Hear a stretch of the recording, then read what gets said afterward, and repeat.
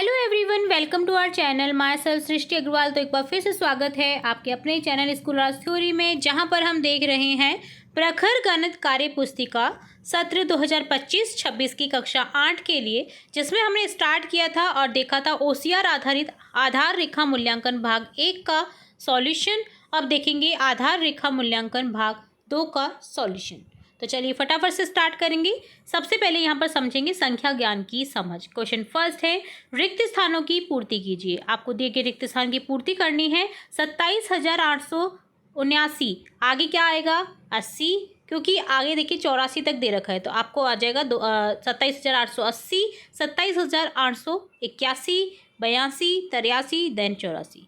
इसी तरह से 6,12,403, इसके आगे आएगा 6,12,404, 6,12,405, 6,12,406, 6,12,407, 6,12,408 ऑलरेडी दे रखा है। इसी तरह से देखिए -3 है और 2 तक जा रही संख्या, तो यहाँ पर लिखेंगे -3, -2, -1, 0, देन 1, 2। ठीक है, तो यहाँ पर इस तरह से कर देंगे। ये 1 है, ठीक है, -1 नहीं है यहाँ पर। 0 से जो बाईं ओर होती है संख्या वो माइनस में होती है, दाईं ओर होती है वो प्लस में होंगी। सबसे बड़ी संख्या पर गोला लगाइए, तो देखिए 5,643, 5,645, 5,643, 5,354। तो सबसे बड़ी संख्या पर आपको गोला लगाना है यहाँ पर, सॉरी 6,354 है यहाँ पर। तो सबसे बड़ी संख्या कौन सी हो गई, 6,354। अवरोही क्रम में लिखना है, तो अवरोही क्रम में इस तरह से लिख देंगे हम। सबसे पहले आपका आ जाएगा आपका 63, 1 6 7 8 वाली संख्या।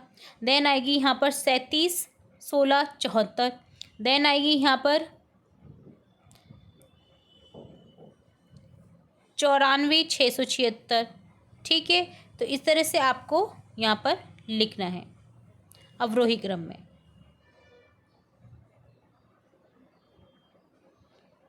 बढ़ते हुए लिखना है यहाँ पर, ठीक है, ये ध्यान रखिएगा। तो यहाँ पर जो बड़ी संख्या है वो बाद में आएगी, ठीक है, लास्ट में, सॉरी छोटी संख्या लास्ट में आएगी। बढ़ते से छोटे क्रम में लिखेंगे यहाँ पर।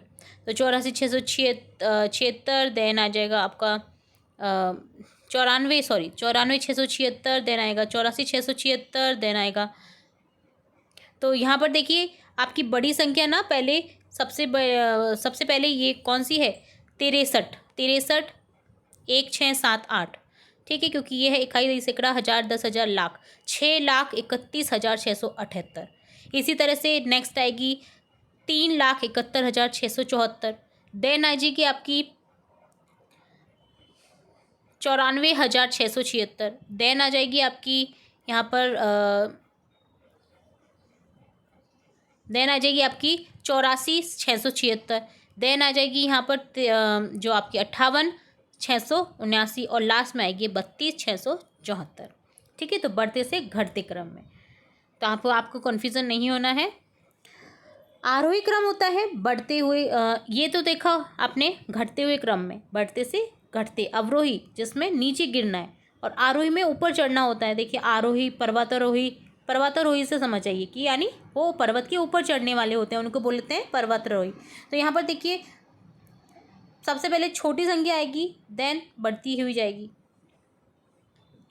तो यहाँ पर देखिए आ जाएगा -10, -4, -15। ठीक है, देन 0, 5, 10। तो आरोही क्रम में इस तरह से लिख देंगे हम। निम्नलिखित संख्याओं को अंकों और शब्दों में लिखिए। तो देखिए 20,024 को इस तरह से लिख देंगे, 78,056 को इस तरह से लिख देंगे। अंकों की पुनरावृत्ति के लिए बिना अंक 5, 7, 6, 0, 2 और 9 से सबसे बड़ी और सबसे छोटी संख्या बनाइए। तो सबसे छोटी बनेगी 2, 0, 5, 6, 7, 8, 2, 0, 5, 6, 7, 9 और सबसे बड़ी बनेगी 9, 7, 6, 5, 2, 0। दी गई संख्याओं का विस्तारित रूप लिखिए। तो 8,946 का हो जाएगा 8,000 + 900 + 46 का 40 + 6। 25,056 का हो जाएगा 20,000 + 5,000 + 0 + 50 + 6। दी गई संख्या रेखा पर निम्नलिखित भिन्नों को प्रदर्शित कीजिए। तो इस तरह से भिन्न को प्रदर्शित करना है। देखिए 0 और 1 के बीच में आ जाएगी 3/5, 1 और 2 के बीच में आ जाएगी देखिए 8/5, 9/5 और 10/5 इसके ऊपर ही आ जाएगी क्योंकि इसका मान 2 ही होता है। नीचे दी गई भिन्न को दशमलव संख्या के रूप में लिखिए। तो 15/10 कितना जितना जीरो है उसके बाद में दशमलव लगाना होता है। तो देखिए यहाँ पर जीरो को हटाने पर 1.1.5 आ जाएगा। नीचे 38/100 है तो 2 पर 2 हटा करके पॉइंट लगेगा तो 0.38 यहाँ पर आपको लिखना है। क्या लिखना है? 0.38 यहाँ पर आप आंसर लिखेंगे। Greater than, smaller than, equal to का प्रयोग करके रिक्त स्थान को फिल करिए। तो 1/2 क्या है? छोटा है 9/9 से, बड़ा है 9/9। 1 बड़ा है 7/8 से। अगला पार्ट है संक्रियाओं की समझ। तो हल करना है आपको। 3859 प्लस 6467 कितना हो जाएगा? 10,326। 56,000 प्लस 24,389 हो जाएगा 80,389। 0.35 डिवाइड बाय जब 5 करेंगे तो यहाँ पर हो जाएगा 0.06। हल करना है। संख्या 64,542 में अंक 4 के स्थानीय मानों का गुणनफल कितना होगा? तो 4000 इंटू 40 इक्वल टू हो जाएगा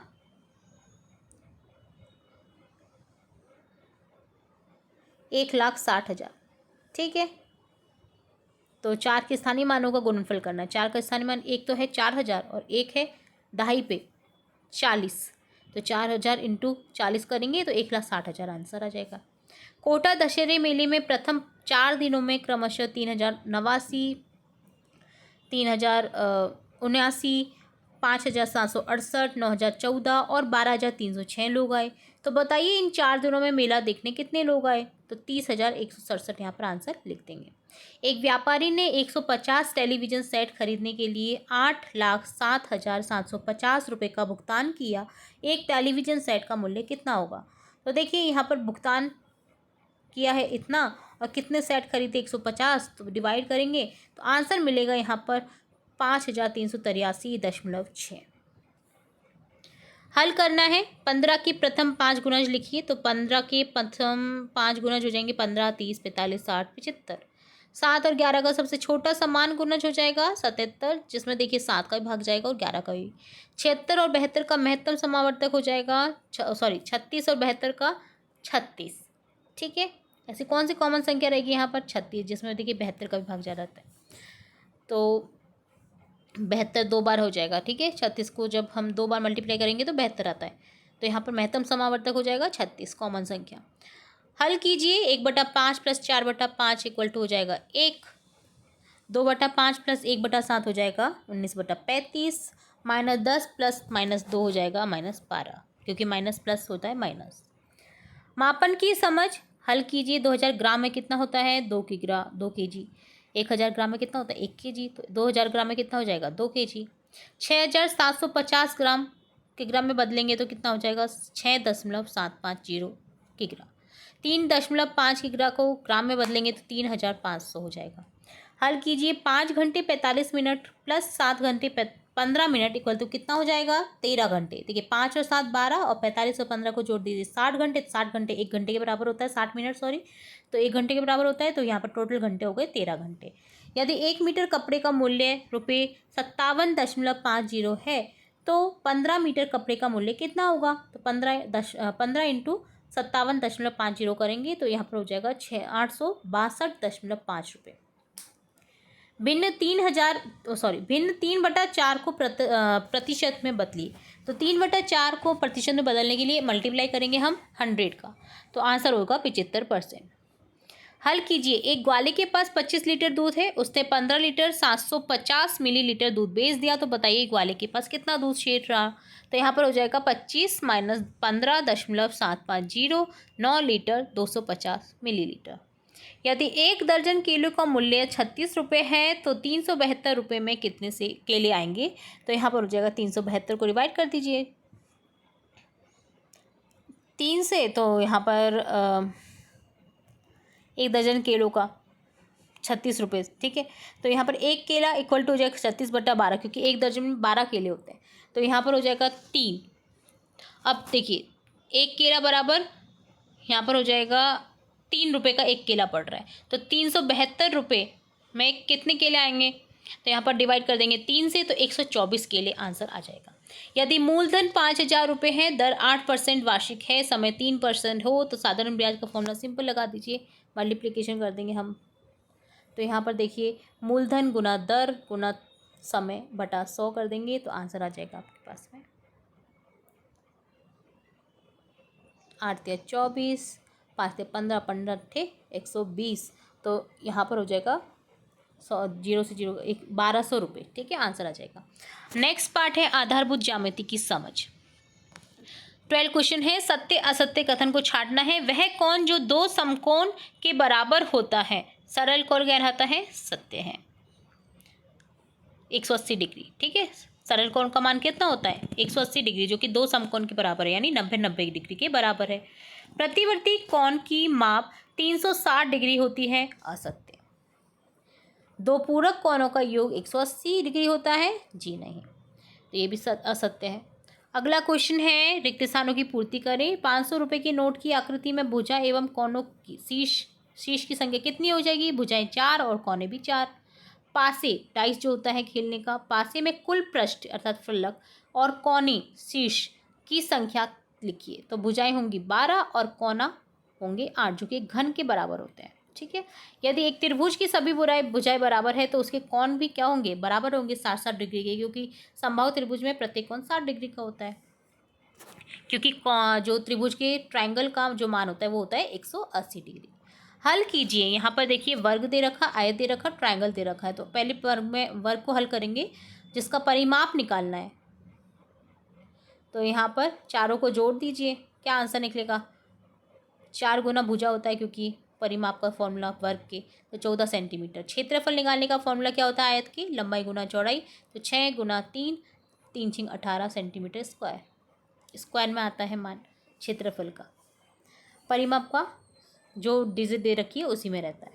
अब देखिए ट्रायंगल में दे रखा है एडी, लंब की जो है वो आपको दे रखी है 7 सेंटीमीटर माप, और बीसी आपका आधार वो दे रखा है 8 सेंटीमीटर। अब देखिए लंब बराबर बांटता है त्रिभुज को, बीचों बीच डला हुआ है, तो बी डी इक्वल टू कितना हो गया? 4 सेंटीमीटर। ए डी दे ही रखा है, तो आप निकाल दीजिए इसका क्षेत्रफल, या फिर आप इस तरह से भी निकाल सकते हैं, जो आपका कर्ण का स्क्वायर इक्वल टू लंब का स्क्वायर है ना, तो इससे भी निकाल सकते हैं। बट आप क्षेत्रफल निकालने का सिंपल फॉर्मूला करेंगे, तो 1/2 इंटू आधार का आधार इंटू क्या हो जाएगा?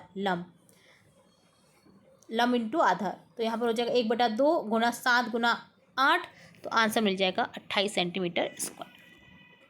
अगला क्वेश्चन है, रिक्त स्थानों की पूर्ति कीजिए। तो यहाँ पर मापना है आपको अपने प्रोजेक्टर की हेल्प से, तो माप करेंगे यहाँ पर 120 डिग्री। ये है रेखाखंड MN, जब नापेंगे तो कितना मिलेगा? 3.5 सेंटीमीटर। अपने स्केल को रखिए और दिए गए माप को आप नाप सकते हैं।